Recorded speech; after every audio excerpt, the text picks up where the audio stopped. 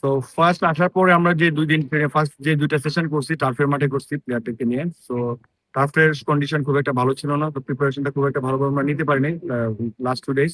আর আজকে আমরা ঘাসের মাঠে ট্রেনিং করছি।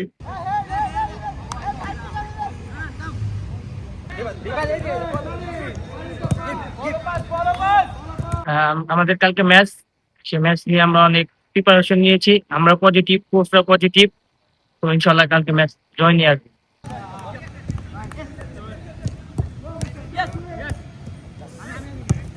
আমরা মোস্টলি অ্যাক্টিভেশন দেন টেকনিক্যাল প্ল্যান নিয়ে কাজ করছি টিমের এন্ড দেন সেট প্লেস নিয়ে কাজ করছি। যদিও আমরা পাকিস্তান নিয়ে কোনো আমাদের আইডিয়া নেই, আমরা পাকিস্তানের কোনো ক্লিপ পাই নাই বা কোনো ম্যাচ পাই নাই আন্ডার 20 টিমের।